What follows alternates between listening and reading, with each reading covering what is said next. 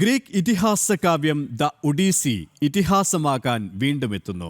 Greek കവി ഹോമറിന്റെ അതുല്യ സൃഷ്ടി ഹോളിവുഡിലെ super സംവിധായകൻ ക്രിസ്റ്റഫർ നോളനാണ് ആധുനിക സാങ്കേതിക വിദ്യയോടെ അണിയിച്ചിരിക്കുന്നത്. എപ്പിക് ആക്ഷൻ ഫാന്റസി മൂവി ജൂലൈയിലാണ് വേൾഡ് വൈഡ് റിലീസായി പ്രേക്ഷകർക്ക് മുന്നിലേക്ക് എത്തുക.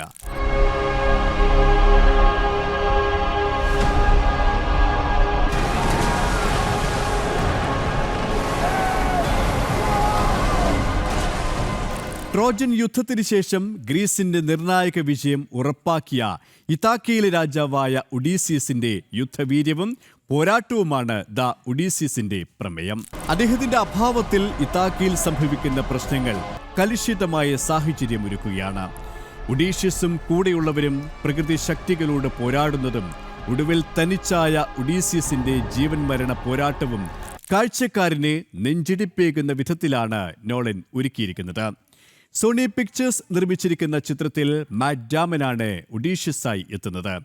പൂർണ്ണമായും ഐമാക്സ് ഫിലിം ക്യാമറകളിൽ ചിത്രീകരിച്ച ആദ്യ വാണിജ്യ ചിത്രമെന്ന പ്രത്യേകതയും ദ ഒഡീസിക്കുണ്ട്.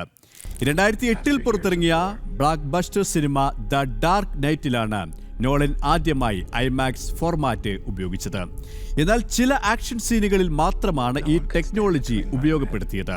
അമേരിക്കൻ ശാസ്ത്രജ്ഞൻ ജെ റോബർട്ട് ഓപ്പൺഹൈമറുടെ ജീവിതത്തെ ആസ്പദമാക്കി ഒരുക്കിയ ഓപ്പൺഹൈമറിന് ശേഷം ക്രിസ്റ്റഫർ നോളൻ ഒരുക്കിയ സിനിമയിൽ Tom Holland, Anne Hathaway, Jon Bernthal, Robert Pattinson, Charlize Theron തുടങ്ങിയ വമ്പൻ താരനിരയാണ് അണിനിരക്കുന്നത്. ദ ഒഡീസി ഇതിഹാസ കാവ്യം പോലെ മറ്റൊരു ഇതിഹാസമാകാൻ തന്നെയാണ് സാധ്യത. കണ്ണഞ്ചിപ്പിക്കുന്ന, നെഞ്ചിടിപ്പിക്കുന്ന ദൃശ്യവിസ്മയം തന്നെയായിരിക്കും ലോണൻ പ്രേക്ഷകർക്ക് സമ്മാനിക്കുക. അതുകൊണ്ട് തന്നെ ദ ഒഡീസിയുടെ ഒരു അപ്ഡേഷനും സമൂഹ മാധ്യമങ്ങളിലടക്കം വൈറലാവുകയാണ്.